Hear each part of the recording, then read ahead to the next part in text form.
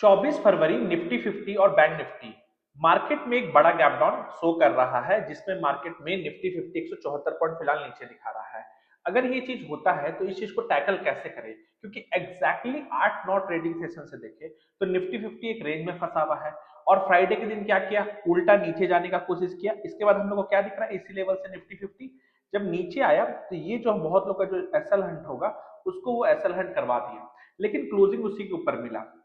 एक बात ध्यान देने का है, अगर मार्केट को नीचे जाना ही है, अगर मंडे जैसा गैप डाउन शो कर रहा है तो फिर ये कैंडल क्यों बना है। प्लस हम लोग जब भी टेक्निकल एनालिसिस को पढ़ते हैं तो ये चीज हमेशा बोला जाता है कि मार्केट एक्शंस डिस्काउंट्स एवरीथिंग, यानी कि कैंडल्स के अंदर सारा इंफॉर्मेशन पहले से इंक्लूडेड है। तो ये एक बहुत बड़ा क्वेश्चन होता है मार्केट पे कि अगर मार्केट गिर ही रहा था तो फिर यहाँ 8 ट्रेडिंग सेशन से मार्केट कर क्या रहा था। सबसे एक और बहुत बड़ा बात है कि अगर आप यहाँ मार्केट में कैंडल्स को ध्यान से देखिएगा तो यहाँ पे जो कैंडल्स का फॉर्मेशन हुआ है, ये इसको देख के ये नहीं लगेगा ना कि मार्केट यहाँ पे बहुत ज्यादा एग्रेसिव साइन दिखा रहा है गिराने के लिए। ऐसा मैं क्यों कह रहा हूँ, इस चीज को यहाँ पे ध्यान से समझिए। यहाँ पे देखिए ये जो कैंडल है जिसमें बॉडी छोटा और शैडो बड़ा है, सेम इसमें भी बॉडी छोटा शैडो बड़ा। एक ऐसा इसमें कैंडल मिला है जिसमें थोड़ा बॉडी का लेंथ बड़ा है लेकिन इसमें शैडो का भी लेंथ है। चलिए इसको एक कंसिडर कर भी लेते कि पहला कैंडल है जो थोड़ा सा ज्यादा आपको निगेटिव लग रहा है। ये भी देखिए नेगेटिव नहीं है, ये भी नहीं है, ये भी नहीं है, ये भी नहीं है। इवन द लास्ट कैंडल जो फ्राइडे को बना है इसमें भी बॉडी से बड़ा आपका शैडो है। यानी कि अगर आप इस टोटल 8 ट्रेडिंग सेशंस को काउंट करें तो सिर्फ एक ऐसा कैंडल है जो आपको बता रहा है कि मार्केट में ये नेगेटिविटी है। यानी कि monthly expiry Nifty 50, bank Nifty, Sensex, even mid cap Nifty, फिर निफ्टी, सबका आपका क्या आ रहा है, मंथली एक्सपायरी। और ये वीक क्या है, ट्रंकेटेड वीक है, क्योंकि वेडनेसडे आपका हॉलीडे है महाशिवरात्रि को लेके। यानी कि मार्केट में आप आंख बंद करके ये चीज मान सकते हैं कि वोलेटिलिटी बहुत ज्यादा रहेगा। और मार्केट नीचे खुला और एग्रेसिव नीचे की ओर डायरेक्शन सोचना ये भी बहुत बड़ा गलत हो जाएगा आपके लिए। तो एग्जैक्टली कैसे करें, तो चलिए इसको फाइंड आउट करने के लिए हम लोग कुछ इंपॉर्टेंट लेवल्स ड्रॉ करते हैं अभी आपके सामने, ताकि ये क्लैरिटी मिल जाए कि हम लोग को आगे करना क्या है।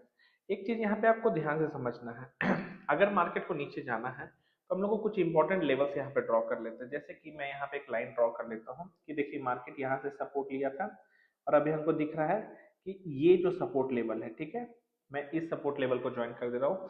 तो आप लोग कल के लिए, मंडे के लिए ये ध्यान रखिए कि 22,600, सॉरी 580 का लेवल आ रहा है। 22,000, वेट अ मिनट, वेट, हाँ, अब इस लेवल को मैं यहाँ लिख लेता हूँ 22,580 का लेवल। अब ये लेवल आप लोग को ध्यान रखना है कि ये जो 580 का लेवल है इसको हम लोग कैसे इंपॉर्टेंट रोल प्ले करेंगे।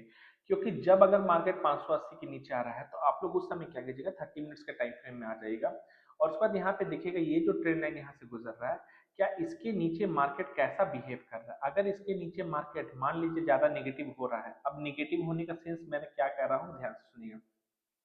अगर कोई ऐसा कैंडल बनता है, मान लीजिए जिसका बॉडी बड़ा हो, शैडो छोटा हो, ध्यान से, और उसमें एक चीज और ध्यान रखना है कि बॉडी का 50% इस ट्रेंड लाइन के नीचे होना चाहिए।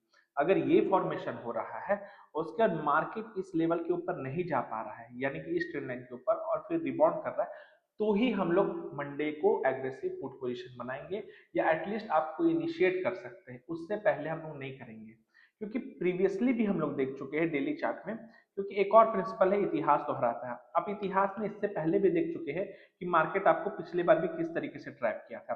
इस सिचुएशन को भूलना नहीं है। यहाँ पे भी देखिए मार्केट एग्रेसिव गिरने के बाद जब बहुत दिन टाइम स्पेंड किया तो एक गैप डाउन खुला, लेकिन गैप डाउन के 6-7 ट्रेडिंग सेशन बाद क्या हुआ, 1 2 3 4, आप देख रहे हैं ना, सिर्फ 3-4 ट्रेडिंग सेशन में मार्केट कहाँ था और मार्केट कहाँ चला गया। यानी कि ये एक्सपेक्टेशन आपका होगा ही नहीं कि मार्केट 700-800 पॉइंट यहाँ से निफ्टी 50 रिबाउंड कर जाएगा। और क्योंकि मंथली एक्सपायरी अभी आपके सर पे है, तो आप ये रिस्क कहीं से भी नहीं लीजिए कि नहीं भाई हम इतना बड़ा एसएल के साथ या इतना बड़ा एसएल के साथ खेल देंगे। लॉस इसमें आप ही का है, तो इस चीज को समझना है।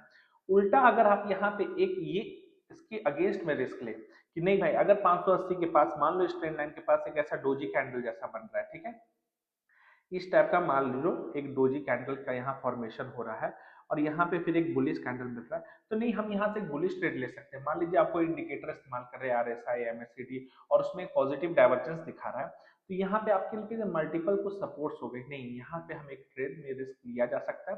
क्यों लिया जा सकता है, क्योंकि यहाँ पे आपका लॉस छोटा होगा और रिवॉर्ड क्या होगा कि नहीं, इस मंथली एक्सपायरी पे मैं कहूंगा रिस्क मत नहीं लेके मार्च का फर्स्ट वीक में रिस्क लीजिए, खासकर निफ्टी 50 में, ताकि अगर मंथली एक्सपायरी के दिन की अगर ट्रेड मिले तो अगर मान लीजिए ट्रेंडिंग रहे तो आप उसको कैरी फॉरवर्ड करके फ्राइडे को भी ले जा सकते हैं। इस पॉइंट ऑफ व्यू से अगर आप मंडे को कोई भी ट्रेड इनिशिएट करते हैं तो आप उसके पास समय भी होगा, आप उसको होल्ड भी कर सकते हैं और उससे आप प्रॉफिट भी ज्यादा अर्न कर सकते हैं। तो पुट साइड एग्रेसिव तब होना है जब 580 के नीचे कोई अच्छा कैंडल क्लोज करे, उससे रिटेस्ट करे और फिर नीचे आए, तब पुट साइड ट्रेड लीजिए। अगर कॉल साइड ट्रेड लेना है तो बहुत सिंपल सा अप्रोच है कि उसके पास अगर हमको कोई ऐसा दिखे मार्केट में पॉजिटिविटी, इंडिसीजन कैंडल दिखे, उसके बाद एक बुलिशनेस कैंडल दिखे, तो हम ऊपर का ट्रेड श्योरली वहां पे जरूर बनाएंगे। लेकिन बस ध्यान रखिएगा कि मार्च का फर्स्ट वीक का ट्रेड लेने से आपके हाथ में समय होगा ताकि आपका डिसीजन मेकिंग ज्यादा बेहतर हो सके। चलिए अब बैंक निफ्टी को देख लेते हैं। यहाँ पे बैंक निफ्टी का चार्ट एक बार खोल के देखते हैं कि सिंपली बैंक निफ्टी में भी ऐसा ही कुछ फॉर्मेशन है या डेली चार्ट में से कुछ अलग दिख रहा है। नहीं, निफ्टी बैंक स्पेशली निफ्टी 50 से थोड़ा ज्यादा स्ट्रॉन्ग है। बार बार मैं ये बात बोल रहा हूँ क्योंकि यहाँ पे निफ्टी 50 अपने सपोर्ट लेवल के पास आ गया है, वहां बैंक निफ्टी अभी भी अपने सपोर्ट लेवल से काफी दूर है। तो ये एक बहुत अच्छा बात है कि बैंक निफ्टी भी हो सकता है कि इंपॉर्टेंट कंट्रीब्यूटर हो निफ्टी में, जो कि ट्यूसडे के दिन यहाँ दिखाया भी था बैंक निफ्टी।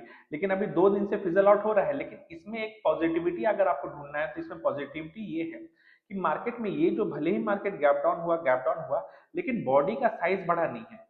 सबसे बड़ा बात है ना कि मार्केट में सेलिंग तब प्रेशर इनिशिएट होता है ना जब कैंडल में नेगेटिविटी या बड़ा बॉडी बने, तो उससे पता चलता है कि उस दिन वो सेलिंग प्रेशर काफी हाई था। गैप डाउन खुल के वहीं बंद होना ऐसा कुछ भी नहीं, इसका मतलब सेलर्स उसके बाद मार्केट में तो उसको नहीं नीचे ले जा पाए।